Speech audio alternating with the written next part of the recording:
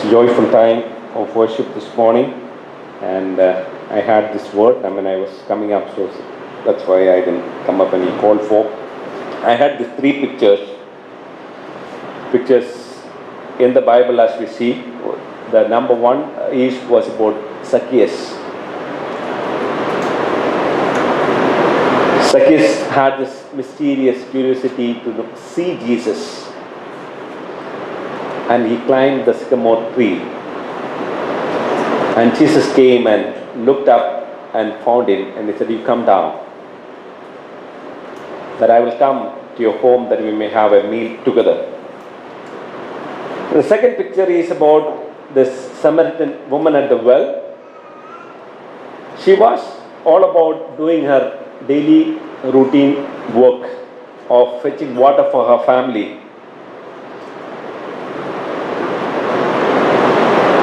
And she was quite genuine in her quest of things, and we see something happens there. The third one is about Peter and John. They sitting around mending their nets, cleaning their nets. And they had a visitor who comes to them that morning at that time around and asks them, "You follow me and I will make you fishers of men." Three ordinary situations, and Jesus had his way in all these three situations. Because the people were wanting him to have his way over their life. It not necessarily be in any dramatic way that God will have his way in our life. It will be in our ordinary day-to-day circumstances that God will meet with us and make sure that his ways will be ushered into us, provided we are genuinely seeking him. And to those who genuinely seek him, he will come around to have his way in their life. And what to encourage you this morning, maybe that you are dry, maybe that you are feeling rigid within yourself, you feel nothing is happening around, but then the Lord reminds you, it's time that you need to seek me in your ordinary setting, that he may have his way in your life. He may have his way, the way he chooses to have in your ways into your life. With that, I just want to move on this morning and back again to our, before that, I have brought this brochure with me, this very interesting one. I'm sure that many will be qualifying to attend this. This is about the Match for Christ seminar which is coming up in Hyderabad this time. It's from July 12 to July 15. Any of you are keen to attend this seminar? I know some of you have gone to it. If any of you are keen, or if you feel that any of your friends would be benefited out of this, you are most welcome to collect one of these brochures and sign in for this. There's an early bird concession, those who register before 31st May. So meet with me, or you can collect it from Rakesh. And it's time to prepare yourself, and also to maybe a time that you will be able to connect with people in the context that may things happen for your life. So this morning, we are back again to our topic of this year. Let's dream dreams together. I just want to encourage you. I know you may all have this book. I hope that you all have started the study on the cell. Rakesh, you started the cell, so I'm glad that at least the books are not lying around. Hope you are using the book. But then I'm speaking on this book. I'm speaking not anything out of the book. everything I'm speaking is in the book. But then I would say that if we are able to conceive these thoughts which are narrated through this book, if we are able to conceive these truths which are narrated in this book, and I'm sure that our life will make an impact to the people around us. Our homes will indeed make impact to the people around us, and we will indeed become a true source of blessing as God desires to be. Now this dream of this time of dreams together, living God's purpose for His glory, today we are all going to be on dream number 3, making our home an outreach center. Making our home to be an outreach center. I know these days, many a times people say that home is my private place. It's private space. I mean, most of the time, out of 24 hours, sometimes 18 hours, we spend in the workplace. It's okay, but then after I come back, it has to be a private place for me. And when you come to church, it's a sacred place. Oh, this is very sacred. Some, would wanting to remove their sandals and, come, make themselves to be, entering into the most sacred place as we are. But then the context is our home need to be a center for outreach. I just want for the scripture portion for this morning is Philippians chapter 2. Philippians chapter 2 verse 1 onwards. We'll just read a few scripture portions from there and we will move on to see what God has for us.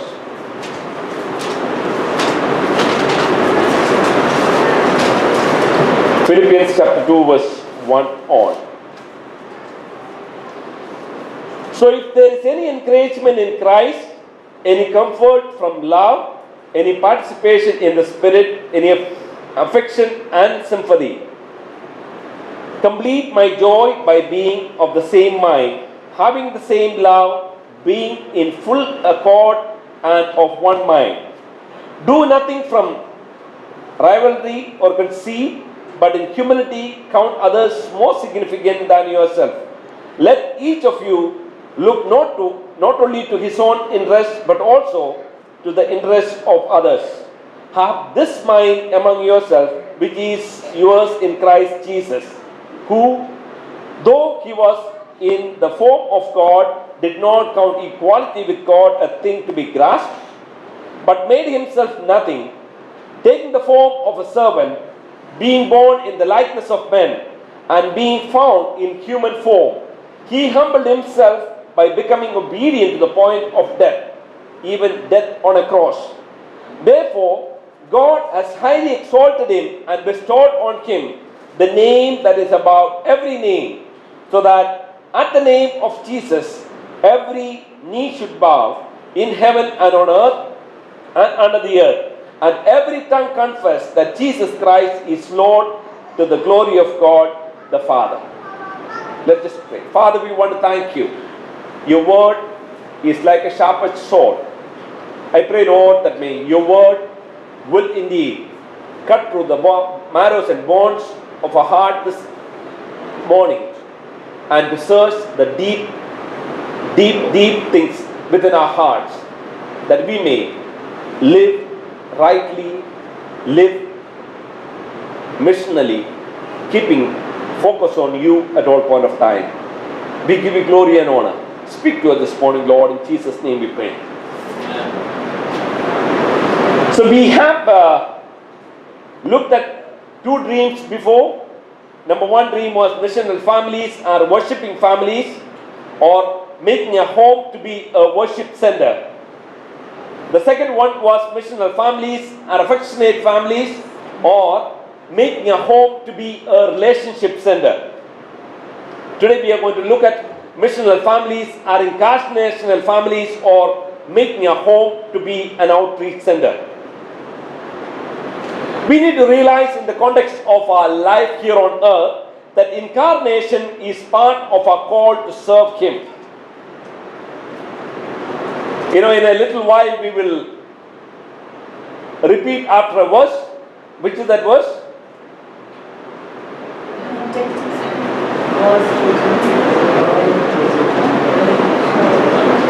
We do it every Sunday, right? To establish God's kingdom, He has called all of us to be His holy people, His royal priesthood, to be willing to make sacrifices for Him, to establish His kingdom on earth.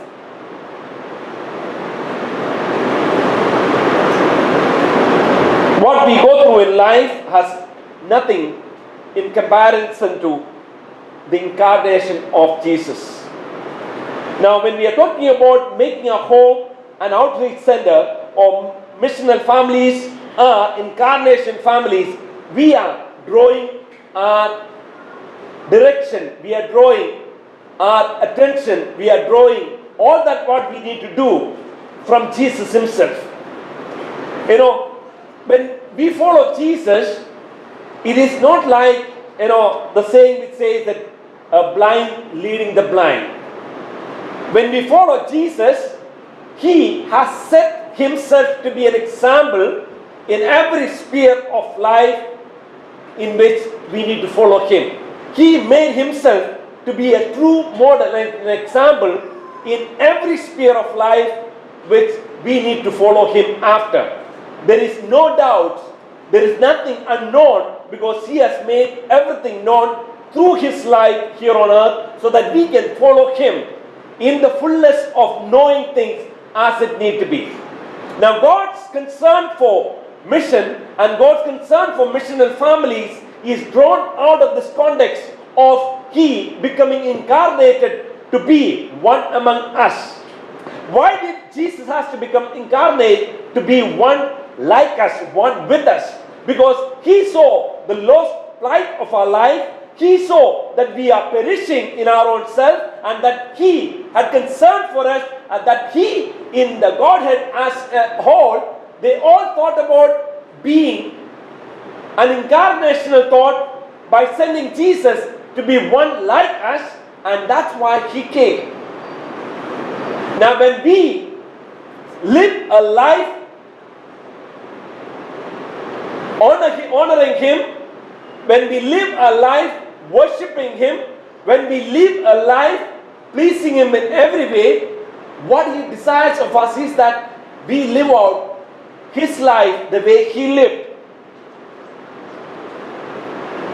So when we are talking about understanding incarnation, it has to be understood first from Jesus. When we look at Jesus and go through the portion what we read this morning, this just before, it implies to us that it was not a comfortable journey for Him to come to live here on earth. He has to leave something behind. He has to leave His comfort. He has to leave all that He enjoyed and come to serve us and to be with us and to live in our setting.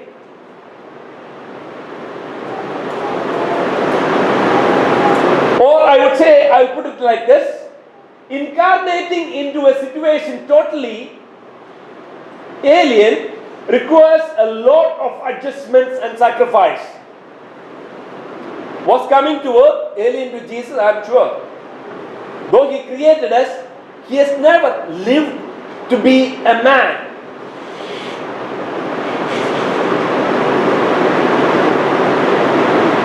He had seen and identified us with our culture, with our language, with our pain and with our suffering and all that what we live in. He has identified with. And He has made Himself to live among us. He has made Him a lot of adjustment within Himself. Jesus emptied Himself and became a man to identify with His creation. In missional homes, people make temporary yet painful sacrifices to become incarnational in their own context.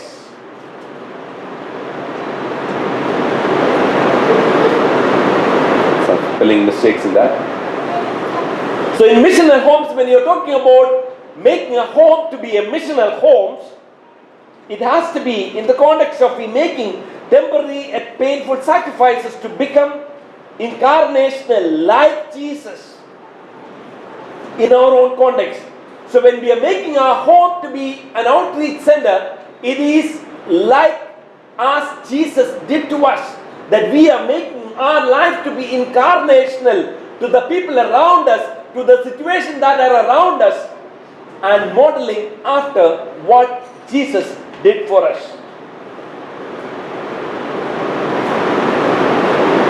Basically, we want to look at 5 aspects of incarnational homes.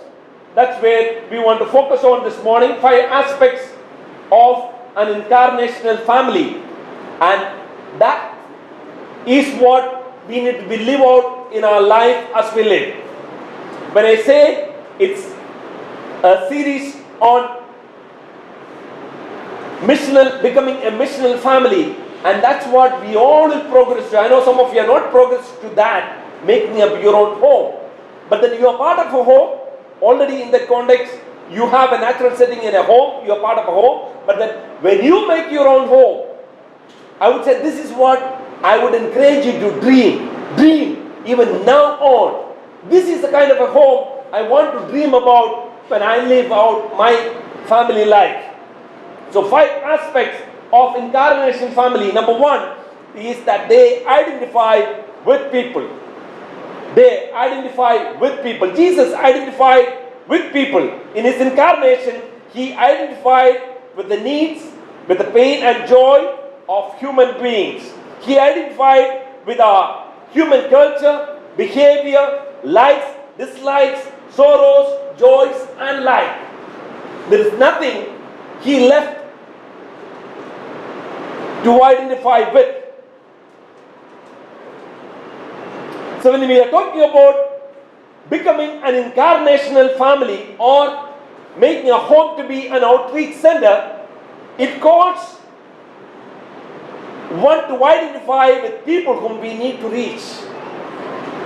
I would say that if we live out this thing and focus, leave out all the other things and bring the focus of our life in these lines,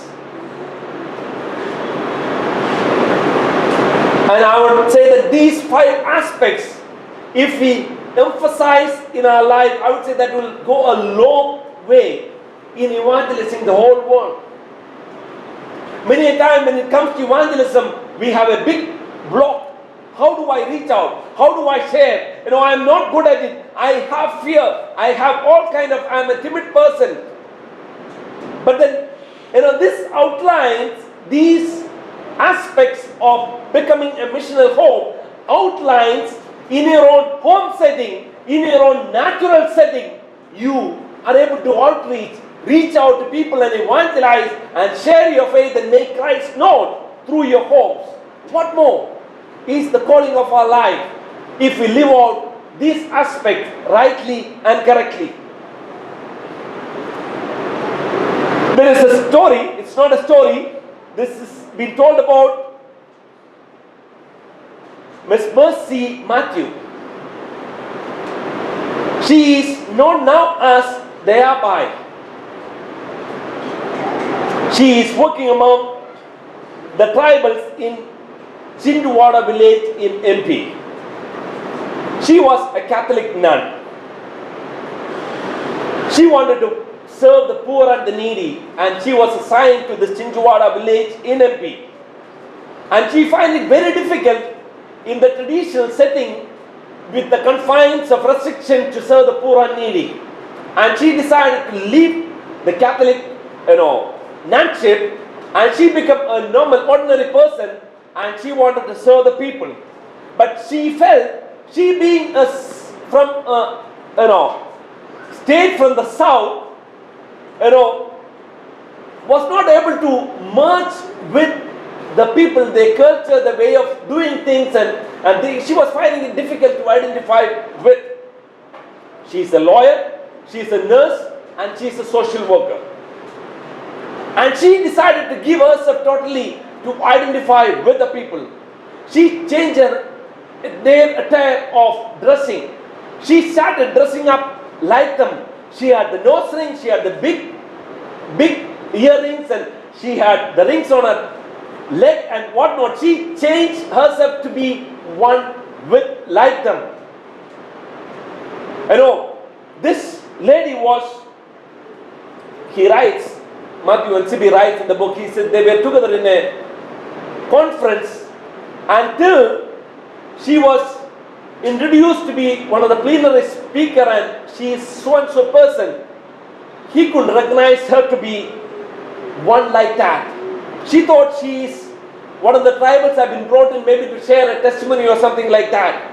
When they have kind of introduced her to be a person such as this, he said she got a reflex of her life. And my goodness, whom am I sharing the dice with? And it says, after she has adopted herself to be part of this culture and that people, and she said that she made the first visit to her home, and her dad opened the door, and having a look at her, he broke down. He broke down because he couldn't recognize his daughter. She was totally alien to him, and he said he cried and he wept and he broke down, and he asked her, isn't it too much of an extreme, my dear daughter? She belonged to a Catholic home. One thing you will sure to find in a Catholic home is a crucifix. And she bent down and looked and pointed her finger to that crucifix and asked her dad, isn't that too much of an extreme, my dear dad? She was willing to identify, she was willing to give herself totally in the context of identifying with the people in that village, and she is one among them now. And she serves them now, and she meets every needs of their life in the context of that. When we are making our home to be a missional center or an outreach center, number one aspect we need to absorb into our lives, that we need to learn to identify with people.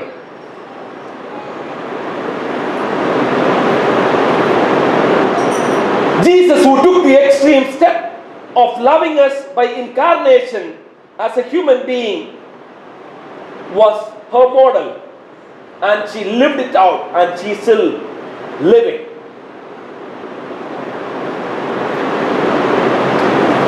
Jesus did not choose the comfort of heaven. He was moved by the perishing humanity and knowing that the cross was the only answer. Knowing that cross was the only answer, he took it up to show us his love and his Father's love for us. Does the incarnation of Jesus inspire us?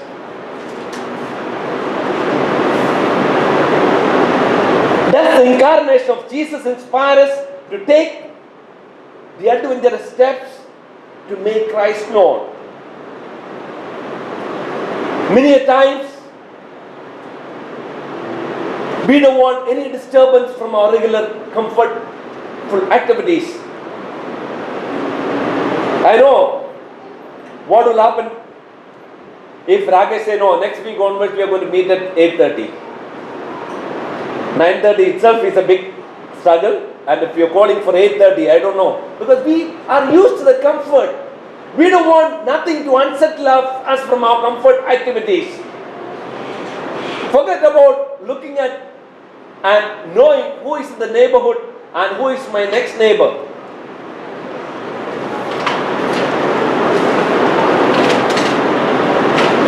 So Jesus ought to be our inspiration to be missional. Been written about scientists who become incarnate among the scientific community by excelling himself in his career, by excelling in what he's been doing. And he said like this, my experience has been that evangelism in the Indian context is a process of building relationships over time. Evangelism in the Indian context is a process of building up relationship over time, sharing experiences and nudging people to Christ. What better place than our homes? What better place than our homes where we can have people over, share our experiences, listen to their pain and sufferings, and in the process, nudge those people to Christ. To relate and to identify with people is the need of the hour, which we Christians are insulating ourselves from, sadly. Relating and identifying with people is the need of the hour, and the church is forgetting to do that. We as individuals forgetting to do that. We in our homes are failing to do that. Families can develop intimate friendship with people of the other faith, and their friendship will help them to explain and explore Christ in their life. But then we have little space. We have only this little cuddle to live by. We have no time and space outside for outsiders, and we feel and we keep worrying, how do I reach out? Teach me how to evangelize.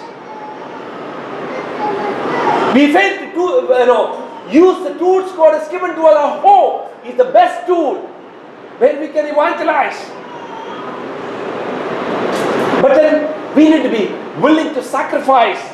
We need to be willing to stretch ourselves.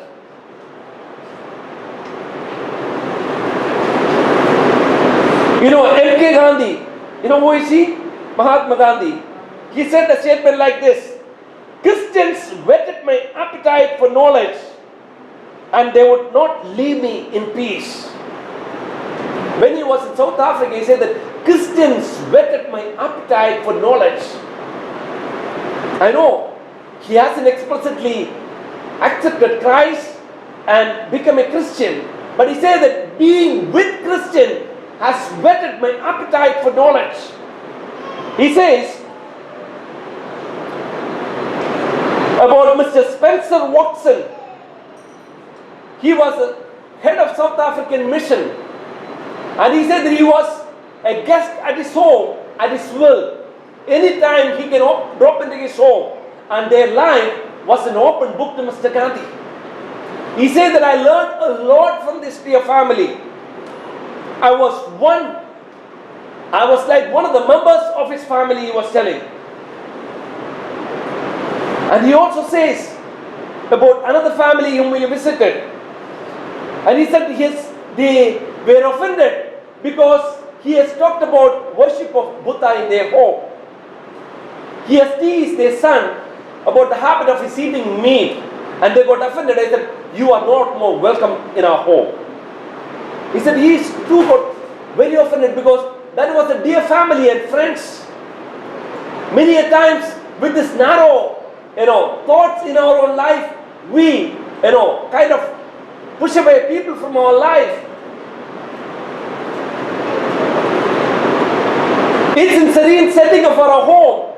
Even when they share about their faith, we will have the opportunity to talk about the great God whom we serve.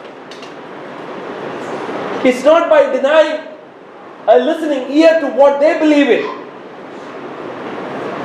Many a time we feel it's not good for us to associate with anyone else. If you don't associate with anyone else, how will we ever share Christ with anyone else? That's where we would say that we must look at the life of Christ, where he was found often. He was found often among the sinners and the tax collectors and in the marketplaces. He has not held back himself from associating and relating with anyone. We will look at in the days to come, we will look at him, and he has used homes as the best place to teach and instruct and connect with people. How about our homes?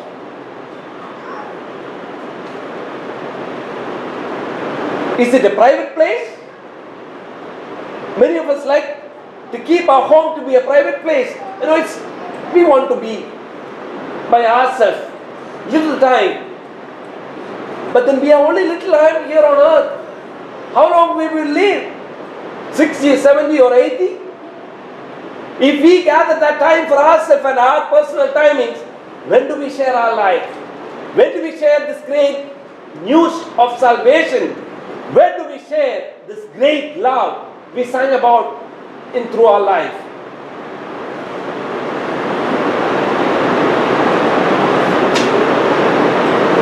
So when people begin to identify with the needs and pains of the community, God opens up opportunity for each one of us to minister to them. This calls for commitment. This calls for genuine love. This calls for a burden for the unreached. Church, are we missing out? Are we missing out in these areas where we can connect with people? Are we missing out these areas where we can connect with God's heart? Number two is they are willing to move out of comfort zones. Again, example, Jesus, he did not count heaven to be the most comfortable place and no, Lord, I don't want to go. Father, don't send me down. All ugly people, dirty people, all crooked people, no, please don't send me to be with them. He came. He moved out of his comfort zones and came to serve us. We lose focus when we are consumed and focused about our own well-being. Actually, that is a sickness in the church. We need to ask God to heal us of that. Because we keep focusing and consume and focus about our own well-being. We are least bothered about people who are perishing on the outside. But Jesus was. That's why he left and came down for you and me. We had such joy of enjoying this life because of Christ, and we fail to connect with people who are less privileged in knowing this. In our becoming prosperous in our own life, it says, the psalmist says, the Lord, don't make me too prosperous so that I may forget you. Don't make me too poor that I may curse you because in my poverty. But Lord, give me my daily sustenance that I will keep my dependence on you. But I don't know these days, prosperity is a blessing or a curse. But as we prosper, we need to realize that we are getting into the tendency of forgetting God and forgetting the call of God in our life. We are more concerned and consumed about our own well-being when it comes that in the context. If prosperity takes us away from God, I said it is a curse. If our prosperity is taking us away from God and loses the sight of God in our life and the mission God has for us, it is a curse on you. Better get rid of it.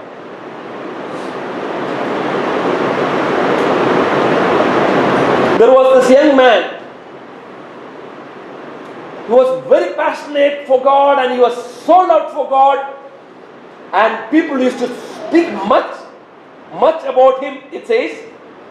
And this Matthew who was wrote in the book, he said when he went to US, this young man finally has reached, I don't know, by default or by mistake, all Christians feel that, if we reach America, that's the best place of destiny for. And he said this man happened to be, if you talk, anyway, I don't want to talk about. So this man happened to be in US. And he, with all excitement, went to visit him. He was worshipping that day, the church this man is part of. And he visited his home.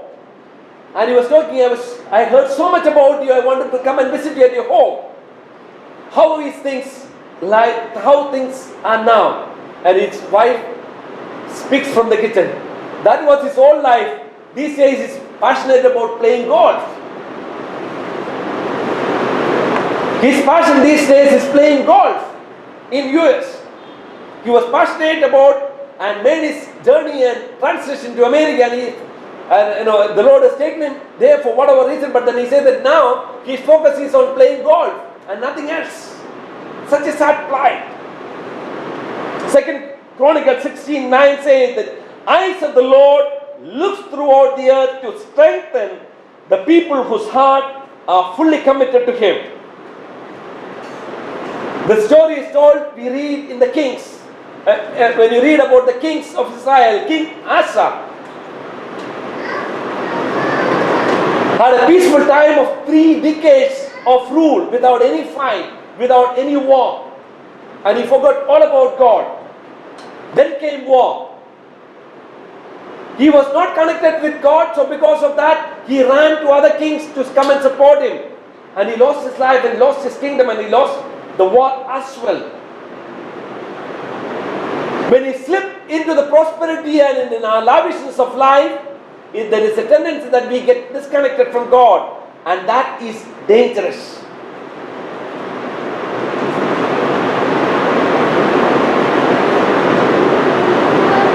If prosperity and blessings of life make you casual about the incarnational Jesus and His nature, then it's time that we need to be beware of that things in our life. God wants every family to be a witness. And He asks us to go from our comfort zones to reach out to those who are around us. Every Christian and their family have a missional responsibility to love their neighbor.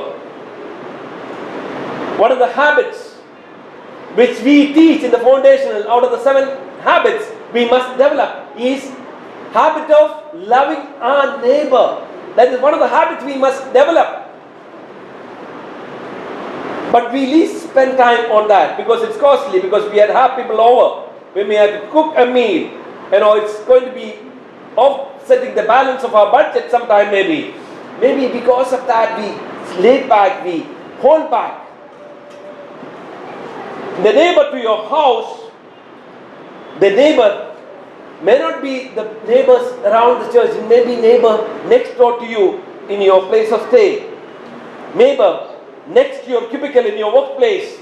Neighbor you meet when you take your child to the park to play. Neighbor who needs your love and care so that he can experience the love of Christ. Incarnate of Jesus was not a pleasant trip. Incarnation of Jesus was not a pleasant trip from heaven to earth, but was a painful journey of separation and hardship. It meant something to Him. It costed Jesus something. When we are talking about incarnation, when we are talking about becoming a missional family that will reach out, make our home to be an outreach center, it has to be that we move out of our own comfort zones. His mission to incarnate moved Him from the comfort of His Father's bosom to us. In the New Testament, when you read through the Pauline epistles, one couple He mentioned profoundly many a times, Aquila and Priscilla. They were a missional couple, a missional family. They were willing to move out of their comfort zone. They were travel here and there with Paul. And they have set up homes in many cities. And many cities, their home has become a place of outreach center. And Paul profoundly mentioned about this family, Aquila and Priscilla. We need to raise homes such as that in our setting, in our churches these days. Homes like that of Aquila and Priscilla. Third one is they are willing to sacrifice. They are willing to sacrifice. Did Jesus sacrifice for us? Yes. It's been told that one day a tourist was watching Mother Teresa in the Calcutta street, attending to one who was lying in the street side. He was so obsessed with it. He said, if you give me $1 million, I will never be able to do this. He made a comment like this: if you give me $1 million, I still won't be able to do what she's doing. And she turned around and said, that's the same case for me as well. But I'm doing it only because of the love of Christ. I'm doing it only for the love of Christ. See, no one will be able to stand against the authentic love and impact of stooping down to the pain of the people. When you are genuine in stooping down and touching the pain of the people, and it is authentic and real, nobody will be able to stop that. Nobody will be able to stop that. Though we speak the truth of the gospel, people need to see the power of the gospel by genuine love and concerns. Is that missing in our life? We may speak about the truth of the gospel, but then are we missing out the power of the gospel by genuine love and concern in our life? Is this missing in our life? Is this missing in our home? Is this missing in our midst in the church? Number 4, they count the cost with eternal vision. Jesus never called us to a joyride to heaven. I know many Christians, or many are made to be Christians with that thought. I know, you're going to go to heaven. You're going to go to heaven. You're getting the ticket to heaven. I mean, Jesus is not called. There's much has to happen here on earth, having received salvation. We are not saved by work, but then we are saved to do works till there is breath in us. It is not just for buying the ticket and putting it in the pocket and saying, I'm going to go to heaven. He called us to count the cost. You know, Jesus called it very clearly, even before you commit yourself to follow me. Count the cost. You need to be willing to lay down your life and take up your cross and follow me. It is not going to be a jolly ride. Incarnation is always a higher purpose and a higher goal. Incarnating in our own workplace with the mission of God is possible if we have eternal vision.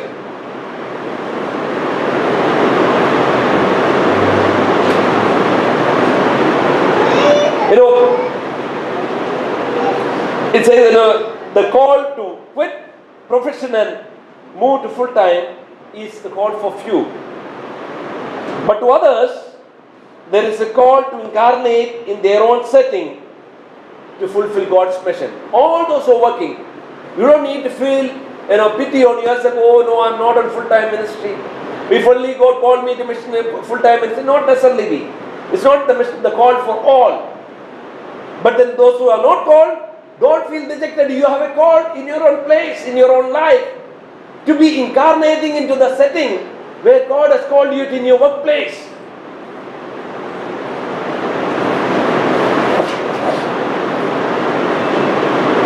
The profession and the skills God has given us is a great way to incarnate into the lives of others. The excellence of skills God has given us could be a tool that you can incarnate into others' lives. Number 5, they do the will of the Father. And they have only that thought in their mind. Jesus said and did nothing out of his own. He said that I see my Father working, I receive instruction from my Father, and I do the thing. There is much happen through our connectivity with the Father. They are real people, really connected with people, with God, and really living a God-honoring life. And their only motto is to do the will of the Father.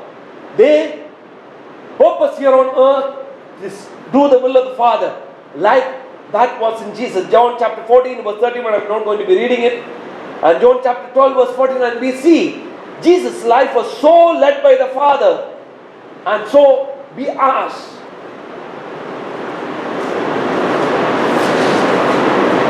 Moving on to 7 ways to make incarnation practical. Now, how all said and done, how we make it practical? I'll be just moving through this. 7 ways to make incarnation practical. Number 1, intentional. Hope you are not forgotten the word. I told intentional. Intentional visit, not within the church family and only your friends. Even your acquaintance, you need to make intentional visit. That means that will cost you time. You need to make space at least once in a week or once in 2 weeks. Make one day with an intentional thought of visiting someone whom you have not visited for years together, maybe months together. But you know that he's your friend, dear friend, childhood friend, school friend, college mate. I wanted to spend some time with them. Intentional visit. Building rapport and being involved in the larger interest of the community.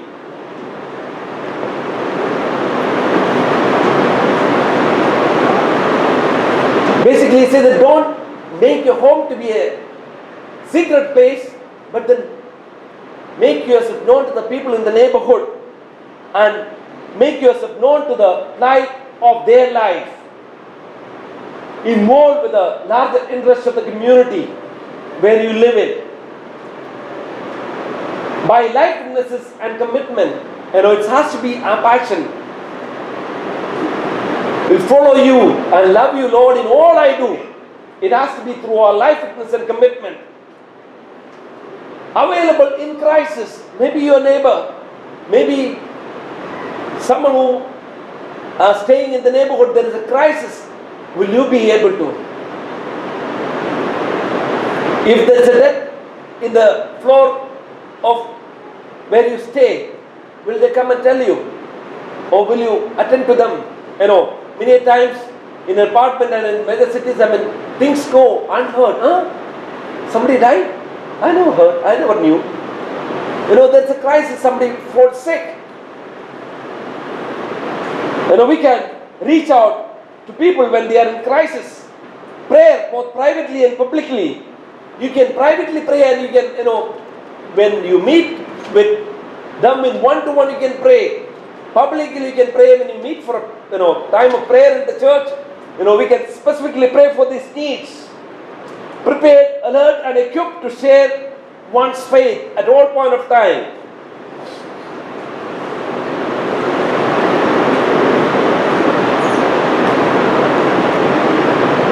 At every opportunity, you need to see that there is a chance for you to share, relate to, and connect with people, and be prepared.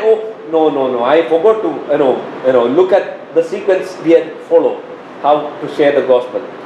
Usually I just glance through it before I set out of home, but today I forgot, so I'm not getting the sequence right. So I think I'll hold back. No, it doesn't matter. It's not. It is your life you're sharing. It is not in a sequence. It is not in what comes first and what comes after. You're sharing the gospel. You're sharing Christ and His love through outreach activities of the church. These are the ways. These are the practical ways you can make yourself and your home to be incarnational.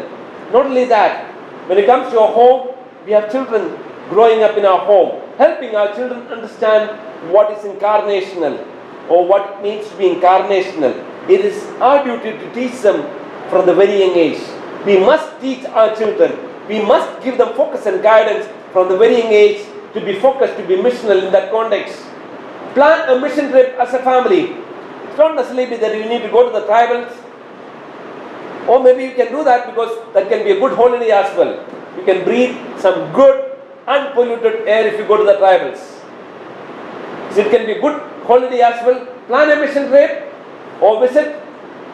Take your children to an orphanage and to a place where disadvantaged people are living. Challenge them to read and watch stories of missionaries. Help them to share with the needy. in society, when you are traveling, when you are walking around. Encourage them to share their faith from this very young age, and make them to use their birthdays to share their testimonies, how God helped them, how God answered their needs and their met their concerns. Our children can share their testimony. Do they have testimony? They will.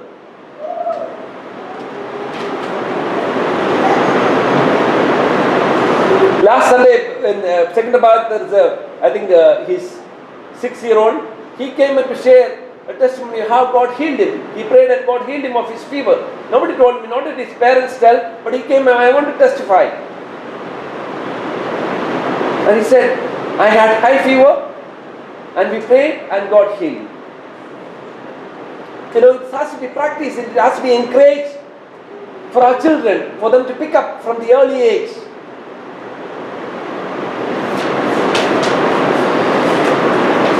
Coming to some reflections and responses this morning. Incarnation requires a lot of adjustments and sacrifice, making a truth statement.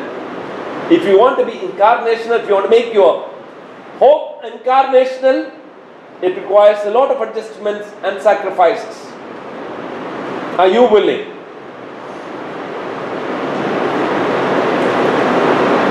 How are you facing the challenges of being incarnational?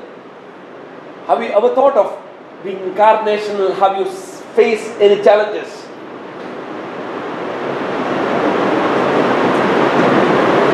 Can you think of one act to be incarnational in your surrounding in the coming week and in the days to come, and make it as a habit for you?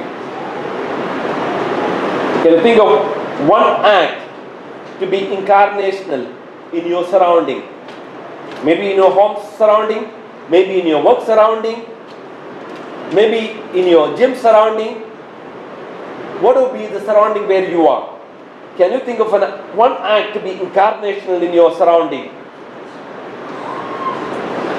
Can you identify and deal with one comfort zone of your life which is preventing you from relating to others? Can you list them and pray for asking God overcoming them in your life? Identify and deal with one comfort zone which you struggle, which is preventing you from relating to others. Can you list them? Can you pray for overcoming them? What are some of the fears, hindrances to be incarnational family? What are some of the fears and hindrances which you feel will bother you if you make your home to be an incarnational home or an outreach center? And lastly, what actions will you take to make your children understand the meaning of incarnation? It's very, very important. Parents, it's very, very important. We should not neglect our children. We should not casual when it comes to the faith sharing with them. We need to live an authentic faith. I said it the last time. If our faith is not authentic, our children will not catch it. We need to live an authentic faith. And we must do everything within our power to make incarnation known to our children and make them catch it very early age, so that we will have a legacy of our children walking in our footsteps of faith. In closing this morning, I want us to turn with me to Hebrews chapter 12. Hebrews chapter 12. Let's read with faith the first two verses. Let's read with faith together these last two verses. First two verses.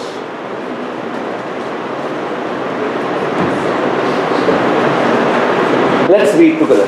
Therefore, since we are surrounded by so great a cloud of witness, let us also lay aside every weight and sin that which clings so closely, and let us run with endurance the race that is set before us, looking to Jesus, the founder and perfecter of our faith, who for the joy that was set before him endured the cross, despising the shame, and is seated at the right hand of the throne of God. He is the example for us in living a call to be a missional people, a missional home, a missional family. And we read in Hebrews 11 the list of the giants of faith. Their life was not any cakewalk. They were not living a life of prosperity and living for themselves. They have lived the life of sacrifice. They have lived an incarnation life in their own setting, and that's how they can become the heroes of faith. And that's the calling which we need to have for our life. Shall we just pray this morning? Father, we want to thank you. Thank you for this very profound truth which you are teaching us, that you are calling us to be missional in the core of our being. For you have been missional towards us, and that's how we have the joy of knowing you and receiving your love in us.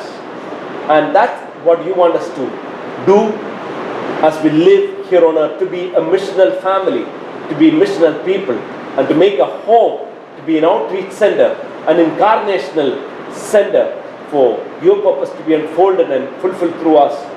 I pray, Lord, may every family which is represented here in this place, and every family will ought to become in the days to come, may each one of our home to be missional in the core of its being, and may we bring glory and delight to you. In Jesus' name we pray. Amen.